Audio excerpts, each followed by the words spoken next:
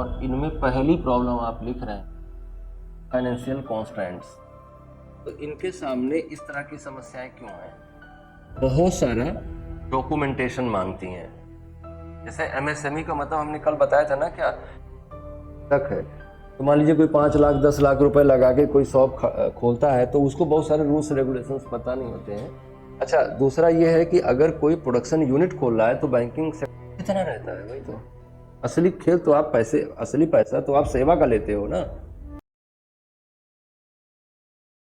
अब जैसे ये समस्या है एमएसएमई की, प्रॉब्लम जो एमएसएमईज की है उनमें पहला की फाइनेंशियल कॉन्स्टेंट्स हैं। तो ये कॉन्स्टेंट्स क्यों हैं? प्रॉब्लम्स ऑफ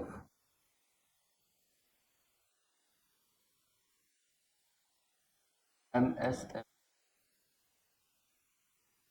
और इनमें पहली प्रॉब्लम आप लिख रहे हैं फाइनेंशियल कॉन्स्टेंट्स। तो इनके सामने इस तरह की समस्याएं क्यों हैं? आगे धीरे धीरे करके इन्हीं के साथ रिलेट करेंगे ना हम सारी चीजें। तो फाइनेंशियल कॉन्स्टेंट्स क्यों हैं, एक पॉइंट नोट करिए। ओनली 16% MSMEs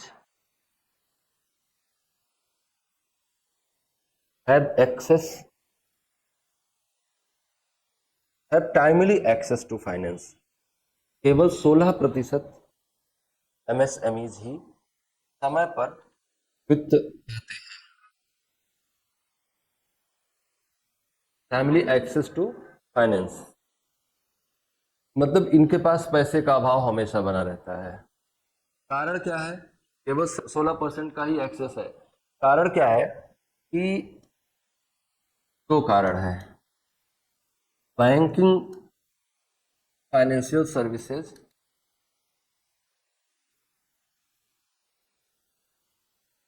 बहुत सारा डॉक्यूमेंटेशन मांगती हैं।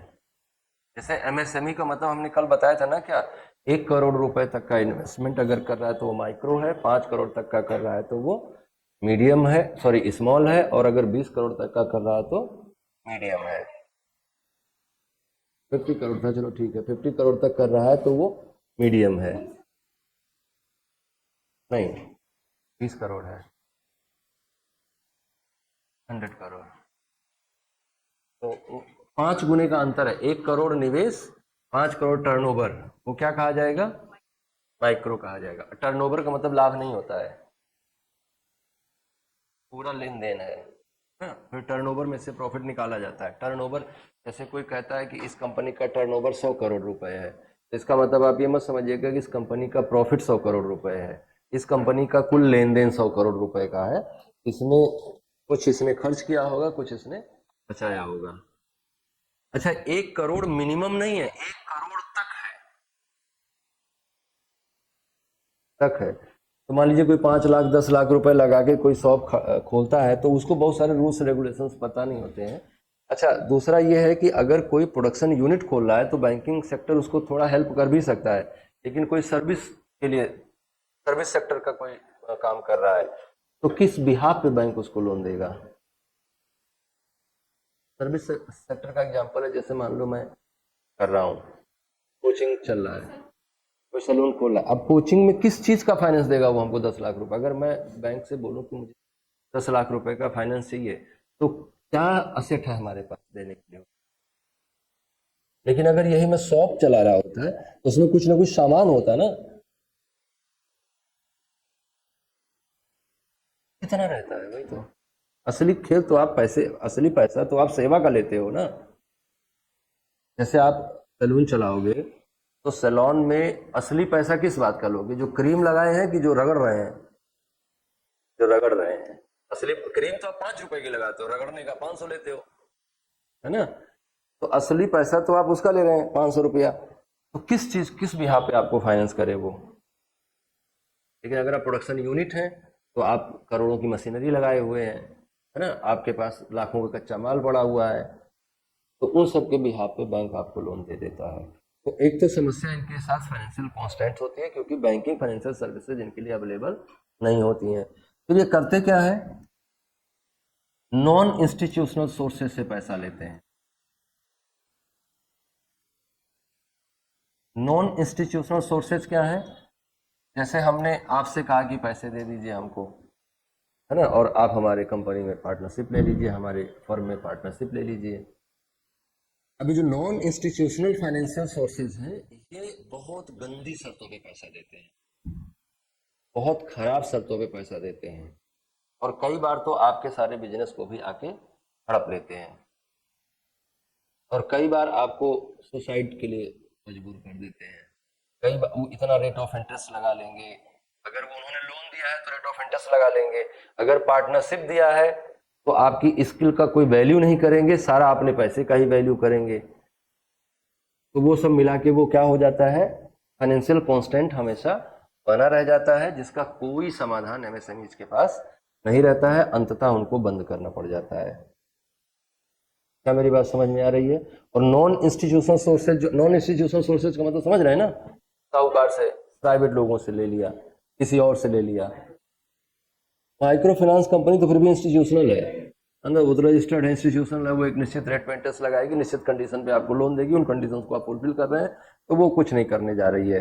लेकिन जो नॉन इंस्टीट्यूशनल है, वो किस दिन आपके सर पे बंदूक लगा दे और आप ही को आपके व्यवसाय से निकाल दे, कोई भरोसा नहीं है ना। तो नॉन इंस्टीट्यूशनल सोर्सेज से पैसा लेना पड़ता है मजबूरी में, और वो आगे चलकर इंस्टीट्यूशन के लिए या उस एमएसएमई के लिए घातक साबित हो जाता है।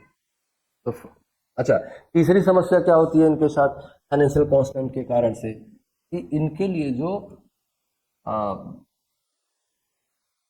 एक्टिंग कैपिटल है वो हमेशा कम रहती है, फंक्शनिंग कैपिटल जो होती है वो हमेशा कम रहती है, कार्यशील पूंजी का हमेशा अभाव बना रहता है।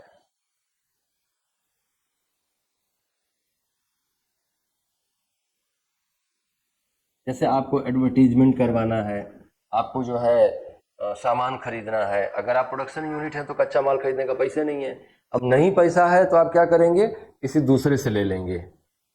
दूसरा वो क्या है, बैंक है नहीं, वो दूसरा कौन मिलेगा, और आपका सारा मेहनत अंत में किस में कन्वर्ट हो जाएगा, आपका कुछ नहीं बचेगा, आपका सारा खत्म, ये सिचुएशन।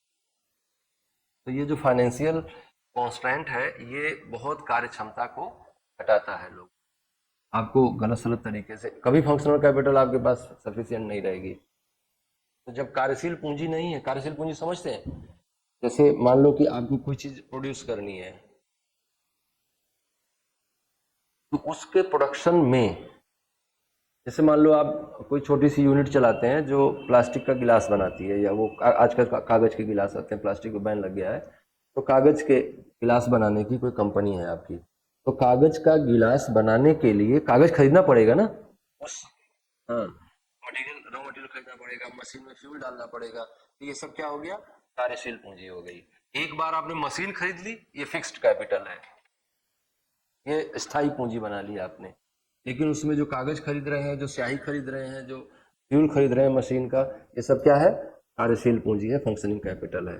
तो फंक्शनिंग कैपिटल की समस्या हमेशा बनी रहती है। जो बाहर सामान बेचा, वो आपको उसी तुरंत उसका भुगतान नहीं हो पाता है। जैसे बड़ी कंपनी है तो इस बात को सह लेती है, पर छोटे लोग इस बात को नहीं सह पाते कि जो है पैसा बचा रह गया उधार में, और इधर उनको दबाव बना हुआ है। किराया क्या है, फंक्शनिंग कैपिटल है, किराया नहीं दे रहे हो, लैंडलॉर्ड परेशान कर रहा है, बिजली का बिल नहीं जमा कर रहे हो तो वो परेशान कर रहा है। तो ये बहुत खराब सिचुएशन में बेचारी काम कर। सोल्यूशन है इसका कि फाइनेंशियल स्थिति सरकार थोड़ा हाथ रखे।